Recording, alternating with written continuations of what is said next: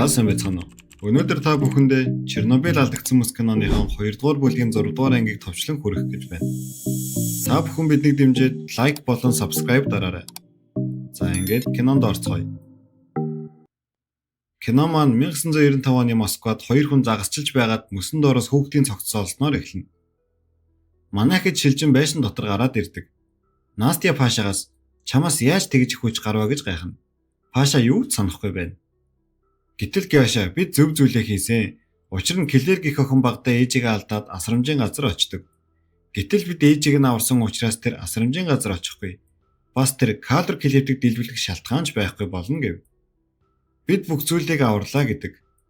Паша гадагшгүй гараад төхөөрөмжийг эвдлэнэ. Ингээд энэ солиорол зогслоо гэж Паша хэлнэ. Гэтэл найзууд нь бид хэдэн он байгаагач мэдэхгүй байна. Яагаад төхөөрөмжийг эвдэлчихвэ гэхэд Паша би зүгээр л амьдрмаар байна. Энэ бүхэн дуусчил байвал боллоо гэдэг. Энэ үеэр Клэр ирэхэд тэр маш өөр хүн болсон байдаг. Манай хэд түнд өөрсдөө жуулчин гэж танилцуулан зөвлөлт холбоот улсын консул руу залахыг хүсгэд энд тийм улс байхгүй. Та нар Оросыг хэлж байна уу гэдэг. Тэд гайхаад яагаад ийм зүйл болсныг асууна. Үзэгдэл солигдож манай хэд Америк дахь Оросын консулд ирдэг. Пашагаас яагаад энэ бүх зүйл өөр байгааг мөн энэ зөвлөлт холбоот улсын төв яагаад өөр байна гэдэл асууна. Паша найзуудынхаа паспортыг хаяад энд хүчингээ гэж хэлнэ. Консулын ажилтан Пашаг дуудан уулзаад яагаад энд бичвэр өмтгөө явж байна гэдээ асуудал Паша. Найзуудтайгаа энд аяллаар ирсэн мөн автобусаар ирээд дээрэмдүүлсэн бүх зүйлээ холгаад алдсан гэж худлаа хэлнэ. Паша консулын ажилтнаас Чернобылийн тухай асуудал. Чернобыль цөмийн осол болсон гэж хэлнэ. Тэр үргэлжлүүлэн биднийг шийдвэрт хүртэл хүлээх хэрэгтэй гэж хэлдэг. Паша найзууд дээр буцан орж ирээд найзуудаасаа уучлалт гуйв. Энэ ертөнцид тэдний ертөнцөөс бүх зүйл нь өөр гэж тайлбарлана. Тэгээд Паша бүх зүйлийг эхнээс нь найзуудтай ярьж өгөв.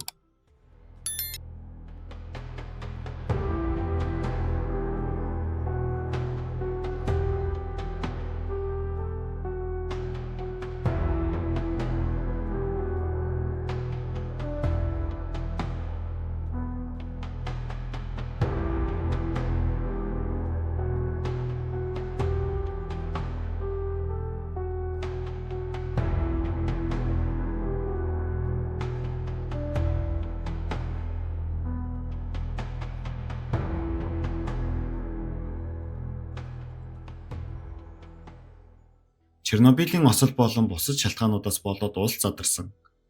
Костенког үгсэн гэж бодон буцаад ирээдүйд иртлээ гэтэл бүх зүйл өөр байсан. Тэр зөвлөлт холбоот улс байсан ба та нарын ертөнц байсан. Үлдснийг нь та нар бүгд мэдэж байгаа гэж хэлв. Манай хэд ч хэлэх үггүй яаж гисэн асуулттай л үлдэнэ. Аня Пашад чи өөр хүн гэхдээ чамаа гэдгийг мэдэрч байна гэдэг. Паша ахаад л зөвдлөнө. Тэр зөвдөнд нь Виталиг гэх нөгөө хүн гарч ирэх ба өөрийнхөө талаар ярина. 4 сарын 25 миний охины төрсөн өдөр байсан. Би эртээрээ тэмдэглээд ээлжтэй байсан болохоор ажилдаа явсан гэж хэлв. Паша түүнийг чи тэр дэлбэрэлтээр өгсөн хүн гэж хэлэхэд би өгсөн гэж юу? Би өгсөн үнтэй адилхан байна уу? Бид бүгд амьд хаалгаа нэгээд хар гэж хэлнэ. Паша хаалгаа нэгээд хартал Костенко түүнөрө буузнаар Паша цочин нойрносоо сэрнэ. Манайхэд хаалгаа нүдэн онгойлгохыг гуйна. Гёшаач миний аав Москва хотын захиргаанд ажилладаг гэхэд Паша үгүй ээ энд тийм биш. Энэ ертөнцийн тэр цэцэг зардаг гэж хэлнэ. Консул жинхэнэ нэрээ хэлээд дими байж тэд бидний гарахгүй юм байна гэд байж байтал гэнэт хаалга нэгдэн Костенко ороод ирв. Паша сандран битээ өрт гэхэд Костенко би та нарыг эх орнолоо ч буцаахаар ирлээ гэдэг. Манайхэд Костенкотой дээвэр дээр гарan ярилцтал Костенко өөрийгөө Орос улсын аюулгүй байдлын ажилтан гэж танилцуулна. Мөн 1995 онд 5 хүүхэд алга болсон. Энэ нь цуврал алга бөгөөд энэ хүүхдүүдийг хинж хайгаагүй. Тэд хий хосноос гараад ирсэн огт байгаагүй мэт. Цуврал алуурч нь хөлсний алуурчин байсан бөгөөд хэн нэгэн түүнийг хөлсөж хүүхдүүдийг алуулсан гэж хэлнэ. Костенко хөлсний алуурчин олоод багаар очиж түүнийг барих гэтэл алуурчин зугтаасан байсан ба Костенко түүний ардаас ойр хөтөл тэр амиа хорлцдог. Костенко алуурчны халааснаас хүүхдүүдийн нэрсийг бичсэн цаасыг олсон бөгөөд бүх нэрнүүдийг дарсан. Энэ бол дууссан ажлын жагсаалт гэж хэлнэ. Манай хэдэд тэдний өгсөн мэдүүлгийг харуулад яагаад нас барсан хүүхдүүдийн нэрсийг зөв гэж хэлдэг. Гэтэл яаша бидний гэрт хүргэж өгвөл бүх үннээ хэлье гэв. Костенко ч аргагүй болоод манай хэдийг авч явахаар болно. Манай хэд ч онгоцсон цуцгаалаа. Паша Аняд ширээн дээрх сэрэнд хүрхгүйгээр хөдөлгөж бүр сэрэг нугалж хүртэл харуулна. Аня гайхаад 1986 онд энийг Дерек гэдэг хүү яг ингэж хийж байсан. Паша чи үнийг яаж хийсэн юм бэ гэж асууна. Паша Аняд мэдгүй. Энийг зүгээр л хөдөлгөж бодохоор ингэж байна. Тэгэхээр киллерийн эцгийг би алсан байж таарлаа гэхэд Аня хүн сэрээ биш шүү дээ. Чи тэгсэн байх боломжгүй гэж хэлв. Паша түүнээс хүнд ч битгий хэлээрэ гэж говь. За ингээд бүгд их орондоо ирдэг. Костенко манай хэдээс хэн болохыг нь асуудал. Тэр хүүхдүүд бид нар мөн гэхэд Костенко хэдэн зураг үзүүлнэ. Энэ ертөнцид манай хэдийн аав ээж нь өөр хүүхдүүдтэй болсон байдаг ба Костенко тэдэнд тийм ээ тэд жинхэнэ хүүхдүүд нь биш. Тэдний ДНХ таарахгүй байгаа. Жинхэнэ хүүхдүүд нь 1995 онд өгчихсөн. Төрөхт нь өөр хүүхдүүдээр солисон гэж хэлнэ. Ингээд та хэд хин юм бэ? Өнгөрсөн 18 жил хаана байсан юм бэ гэдэг. Манай хэд үннээ хэлсэн гэд Паша Костенкод өөрийнх нь өмнө амьдарч байсан Припят дахь гэрийнхэн талаар хэлэхэд Костенко гайхна. Тэгээд бидний явал гэхэд Костенко зөвшөөрсөнгүй. Гэтэл Паша машиныг бодлороо удирдах хурдлуулан онхолдуулчихв. Манай хэд машинаас бун зүгтаана. Гёша өөр машинд явж байсан болохоор зүгтэж чаддаггүй. Манай хэд Костенкогийн амьдрал нь өөр болсон болохоор аюултай хүн байха болж өөрчлөгдсөн. Мөн энэ ертөнцид дээр биднэрт дайсан байгаа болохоор биднийг баг багтны хүнээсэн байна гэдэг. Костенко Гёшаг төр сатуулах байранд хорчихов. Хэрв Нерад наалахыг хүссэн хүүхдүүд та нар мөн бол нөлөөтэй хүний замд хүндэлсэн байж таараа гэв.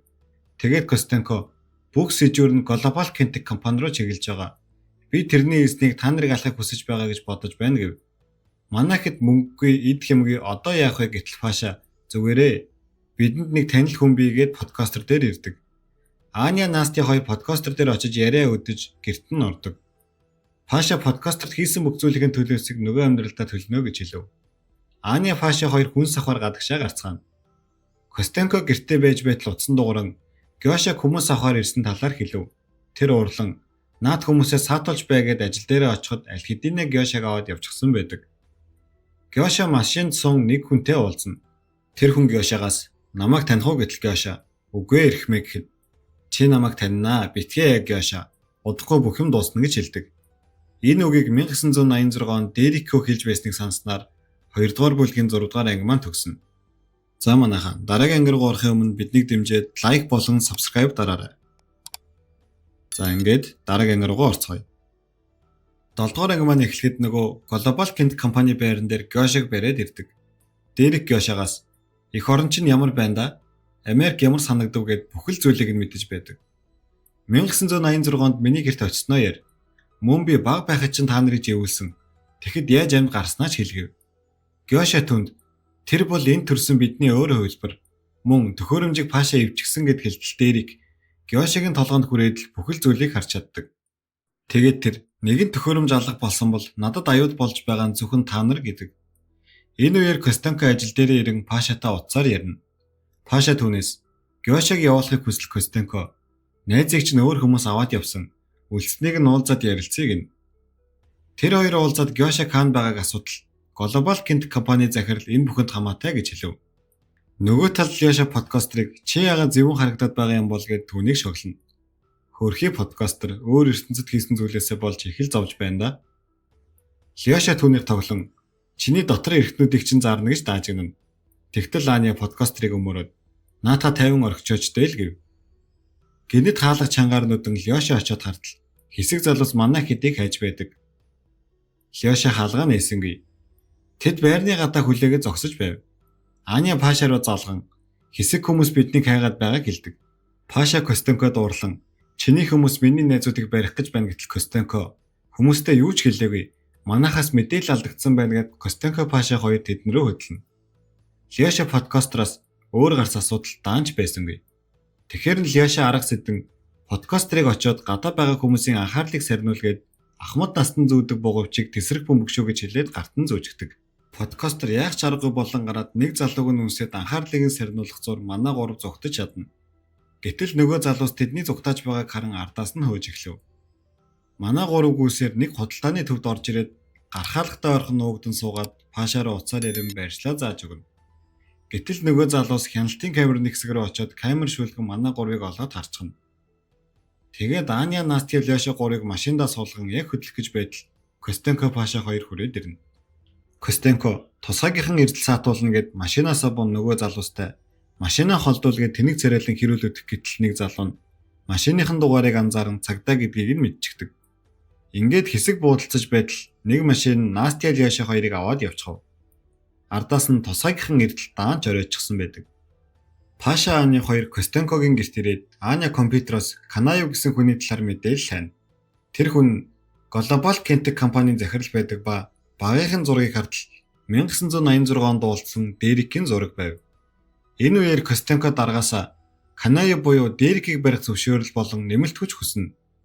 Костенко тэр хоёр Дерекийн ээж нас барсан түүнийг Оросын дипломатууд өргөж авсан. Тэр Америктэй ямар ч холбоогүй. Хамгийн сонирхолтой нь түүний ээж нь сая доллараар даатгуулсан байсан. Ээж нь нас барснаар тэр бизнесээ эхлүүлсэн гэдэг. Тэгээд Костенко хүмүүсээ дагуулan Global Kentek компани руу Дерекийг баривчлахаар явдаг. Замдаа Паша Костенкогоос хизэнээс Припятаас явсан юм гэтэл осол болохоос жилийн өмнө явсан гэв. Тэгээд л Костенко амьд гарсан байж. Global Kentek компани дээр гэнэт камернууд нь унтарна. Харуулан сүлжээгээ шалгах гэтэл цагдаагийнхан дайран орж ирэв. Костенко Паша Аня хоёрыг машиндаа сууж бай. Би өөрөө цогцолно гэд явна. Паша орох гэтэл Аня түүнээс битгий яваач дэгээ түүнийг өнсөв.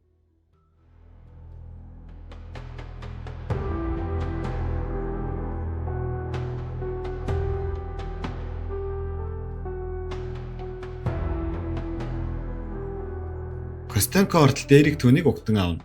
Тэгээд Костенко түүнээс яагаад 5 хүүхдийг алсан юм бэ гэхэд Дерек бууга гаргаж ирэн буутал цагдаагийнхан ч урдаас нь галлна. Гэтэл тэр нь жинхэнэ биш, холограм байдаг. Дерек 3 хүүхдийг амьдаар нь хармаар байвал маргааш Припятад Пашиг дагуулж ир Аня хэрэггүй өөртөө үлдээж болно гэв. Костенко тэр хоёрт болсон явдлыг хэлтэл Паша би Припят руу явах болно гэтэл үгүй ээ. Би 1-2 хүнээ дагуулж явна. Харин чи Паша Припят руу явахгүй гэж эсэргүүцэв. Паша түүнээс өөрийг нь дагуулж явахыг шаардсан Костенкогоос над руу бууд гэтэл Паша бууг нь бодлороо удирдан нэг бүрслэн салгадаг. Костенко бүр хэлэх үггүй болно. Ингээд Пашаг авч явахаас өөр аргагүй болчихов. Үзэгдэл солигдож тэд нислэг тэргэнд хэрхэн найзуудыгаа олох мөн Дерек Припятад байгаа эсхийг ярилцсан. Харин Аня найзуудаа амьд болов уу гэж асуухад Паша санаа зовоолтгүй. Дерек тэдэнд гар хүрээгүй гэдэгт итгэлтэй байна гэдэг. Манай хэд ч Припятад ирлээ. Костенко Саша болон Игор гэд хоёр ахмадаа дагуулan ирсэн байдаг. Паша Костенкогоос хаанаас эхлэн түүнийг хайхаа асуудал Дерекийн компани станцыг нөхөн засварлаж байгаа. Тийм болохоор тэр явдал байгаа байх. Станц хүртэл эндээс 9 км алхна гэв. Паша явах замдаа өмнөх бүлэг дээр гардаг Анягийн байрны гадаа ирээд хэсэг зогсно. Аня Пашад би энд юунаас ч айхгүй байна. Харин ч тайтгарч байна гэв. Костенко нэг чимээ сонсоод хин нэгэн ирж байна гэд манайхэд нэг байшингийн орц руу орно угдснаар 2 дугаар бүлгийн 7 дугаар анги маань төгсдөг. За манайхаа таалагдж байвал дараагийн анги үзээгээд комент бичиж үлдээгээрэй. Мөн биднийг дэмжиж лайк болон сабскрайбаа дараарай. Та бүгдэд баярлалаа.